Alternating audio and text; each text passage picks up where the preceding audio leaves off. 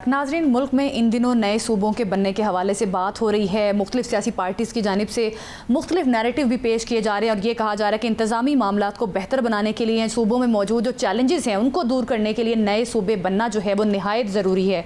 इस सारे मामले को हम डिस्कस करते हैं। मोहम्मद अली दुरानी सीनियर सियासतदान हमारे साथ मौजूद हैं। बहुत शुक्रिया आपका मोहम्मद अली दुरानी साहब, आपके वक्त का। क्या समझते हैं आपके नए सूबे बनने चाहिए, इनकी नौयत क्या होगी? क्योंकि ये भी कहा जाता है कि इस पर काफ़ी ज़्यादा खर्च आएगा, काफ़ी ज़्यादा बजट लग सकता है। तो क्या लगता है आपको, क्या असरात मुरतब हो सकते हैं नए सूबों के और किस तरह से बनेंगे? बिस्मिल्लाहिर्रहमानिर्रहीम।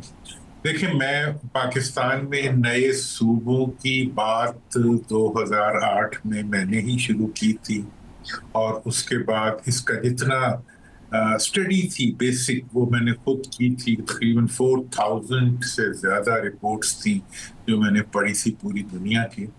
और उसके बाद मैं इस नतीजे पे पहुंचा था कि जो साइज होता है प्रोविंस का, उसका बड़ा होना जो है वो per capita cost of governance को बढ़ा देता है। और दूसरी बात यह है कि जिन मुल्कों ने तजर्बात किए हैं नए सूबे बनाने के, उन्होंने ये ऑब्जर्व किया है कि नए सूबों की वजह से जो प्रोडक्टिविटी है वो बढ़ती है, गवर्नेंस की क्वालिटी इंप्रूव होती है, पर कैपिटा इनकम बढ़ती है और हुकूमत का जो सिस्टम है वो आम आदमी से करीब आ जाता है और जो गवर्नमेंटल डिलीवरीज होती हैं वो बेहतर हो जाती हैं। लॉ और जो जस्टिस का सिस्टम है वो इम्प्रूव कर जाता है। तो ये इन सारों की बुनियाद के ऊपर हमने ये डिमांड भी की थी और ये डिमांड डेफिनेटली कोई थंब रूल के तहत सूबे नहीं बनते दुनिया में, ना ही बनने चाहिए। तो सूबे बनाने का जो तमाम फैक्टर्स होते हैं, समाजी फैक्टर्स होते हैं, पॉलिटिकल फैक्टर्स होते हैं, गवर्नेंस फैक्टर्स होते हैं, इन सबको देख के सूबों के बारे में किया जाता है। दुरानी साहब, गुजारिश ये है कि मेरी तो ज़ाती तौर पे भी आपसे 2008 से ही इस मौजू पे बातें मुख्तलिफ होती रही हैं और मैं जानता हूँ कि माशाल्लाह से आपने इस पे कितना काम किया। सर, मैं उस पूरे एक्सपीरियंस की रोशनी में आपसे ये जानना चाहूँगा कि पाकिस्तान में जितनी मर्ज़ी रिसर्च हो, जो मर्ज़ी हो, असल में जब बड़े बैठते हैं तो वही उन्हीं बैठकों में फ़ैसले होते हैं। अब भी सर ये जो खबरें हैं कि लाहौर में 3 बड़ों की जो बैठक हुई है उसमें बहुत सारी चीज़ें ना सिर्फ डिस्कस हुई, बहुत सारे ऑप्शन भी तय हुए कि ये होगा तो ये होगा, ये होगा तो ये होगा। और कहा यह जा रहा है सर कि इस मीटिंग में एक बात तो क्लियर कर दी गई कि ये बात अब तय है कि नए सूबे बन के रहेंगे।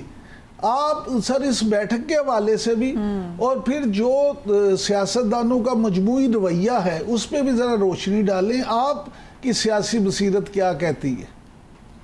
देखिए जी, मैं अब आपको इसके बारे में ये बताऊं कि इस वक्त का जो हमारा निज़ाम है, पूरी गवर्नेंस का सिस्टम जो है वो लग रहा है। इसके अंदर हुक्मरान तो हैं, अवाम नहीं। मतलब जो हुकूमत का जो पहिया चलता है, हुकूमत की जो गाड़ी चलती है वो 2 पहियों पे चलती है, इसका 1 पहिया है। और ये आज से नहीं है, ये मतलब 73 से भी यही है और 47 से भी यही है कि हमने कभी भी अवाम को इक़्तिदार के प्रोसेस में शरीक नहीं किया। हत्ता कि अगर आप 18वीं तरमीम के बाद देखें तो फिर तो अवाम को वसाइल में भी हमने शरीक नहीं किया, उसके बावजूद कि हमने सूबों के वसाइल बढ़ा दिए, लेकिन हमने अवाम को उन वसाइल में शरीक नहीं किया। और लेटेस्ट जो इस वक्त पाकिस्तान को झटका लगा है, वर्ल्ड बैंक की जो रिपोर्ट आई है वो ये कहती है, और जो IMF ने भी जितनी स्टडीज दी है, कि पाकिस्तान का जो मौजूदा गवर्नेंस सिस्टम है वो पाकिस्तान को किसी भी सूरत में आगे नहीं ले जा सकता, क्योंकि इसमें अवाम पार्टी नहीं है, अवाम की तरक्की पार्टी नहीं है और अवाम के जो सोर्सेज जो हैं वो अवाम तक पहुंचे नहीं है। अब इस कैफियत के अंदर अगर हुकूमत ने और हुकूमती इदारों ने ये फैसला करना है कि मुल्क को इस मुआशी ब्लैक होल से निकालना है, तो उसके लिए 2 काम तो उन्हें करने पड़ेंगे।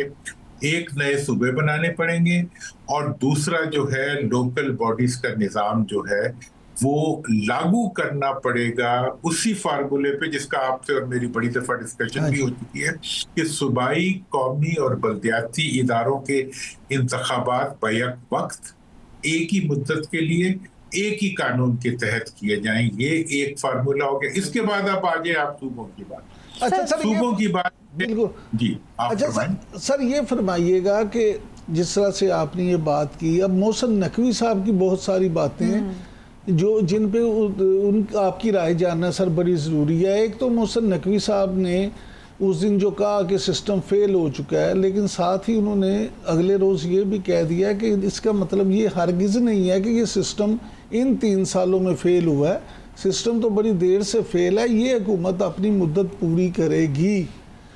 सर एक तो ये मामला कि मोहसिन नकवी साहब की इस पूरी गुफ्तगू को आप किस अंदाज में देखते हैं।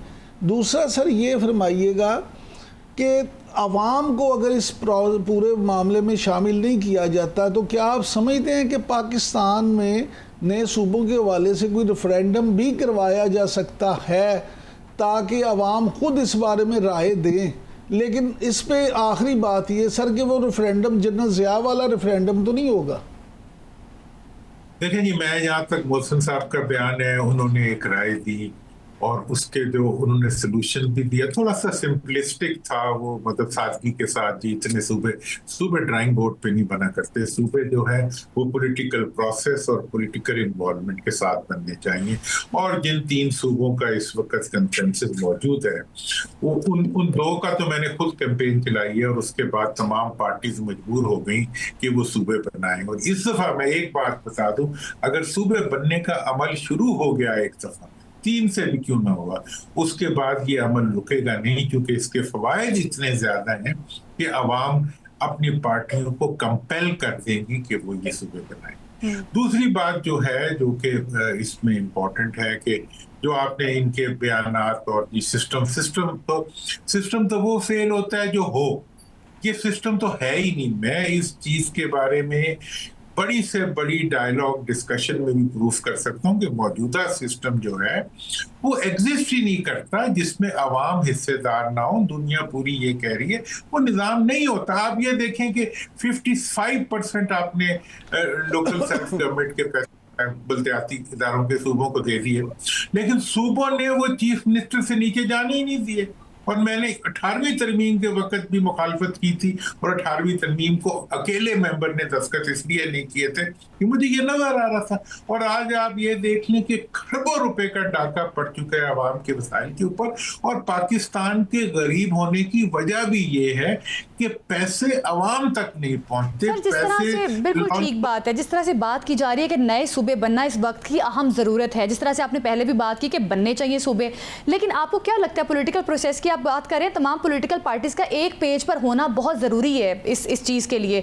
आपको लगता है कि पीपल्स पार्टी और नून लीग एक साथ होंगे और नए सूबे बन सकेंगे? क्योंकि मुराद अली शाह साहब ने भी ये बात कही है कि सिंध में मजीद सूबे नहीं बन सकते।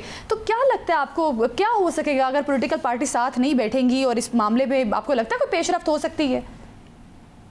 देखिए, बड़ा इंपॉर्टेंट आपने क्वेश्चन किया। पॉलिटिकल पार्टीज के बगैर सूबों को बनाना जायज, मैं ये समझता हूँ, लेकिन पॉलिटिकल पार्टीज क्या आवाम के बगैर पॉलिटिकल पार्टी रह सकती हैं? इस वक्त तो वैसे ही उनका बुरा हाल है। मैं आपसे ये कहता हूँ कि भावलपुर में कोई पार्टी चली जाए और वो वहां खड़े होकर सूबों के खिलाफ बात करते, पीपल्स पार्टी और कानूनों को नहीं कर सकते, जनूबी पंजाब में नहीं कर सकते, हजारा में नहीं कर सकते, क्योंकि वहां एक पॉलिटिकल प्रोसेस हो चुका हुआ है। अब अगर यही प्रोसेस कल शिकारपुर में हो गया, जो कि मुझे नजर आ रहा है पोटेंशियल है वहां पे, तो उसके बाद पीपल्स पार्टी भी वहां पे खड़ी होकर सूबे की मुखालफत नहीं कर सकेगी।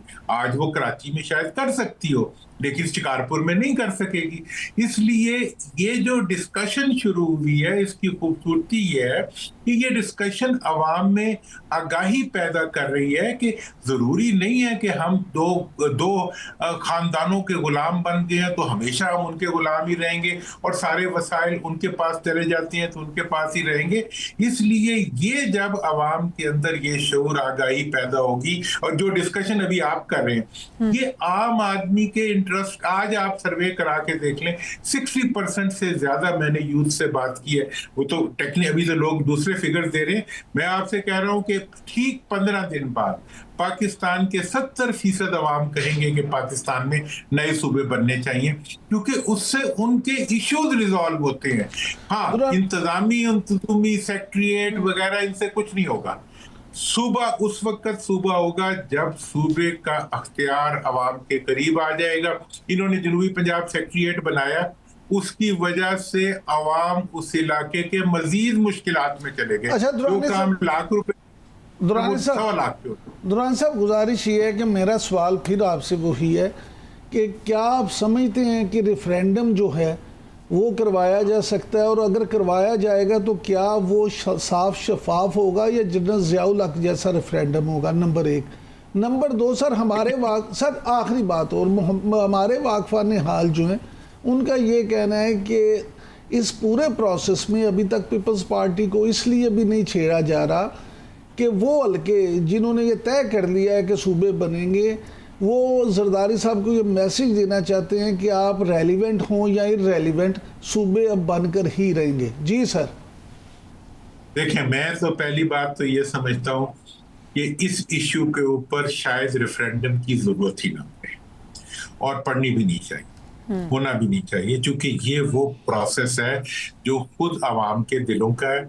लेकिन देखिए, ये अभी एक डायलॉग डिस्कशन शुरू हुई है, तो डिस्कशन ये डिमांड कर रही है कि आप जो जिस खित्ते के अवाम चाहते हैं कि उनका सूबा बने, पंजाब वाले चाहते हैं कि उनके 2 नए सूबे बने, तो पंजाब में बनाए ना।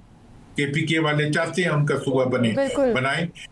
जब ये बन जाएंगे तो किसी रेफरेंडम की जरूरत नहीं होगी। ये तो खुद रेफरेंडम हो चुका है, यूनानिमसली पूरा पंजाब नहीं, पूरे पाकिस्तान की पार्टियां कह चुकी हुई है कि ये सूबे बनने चाहिए तीनों।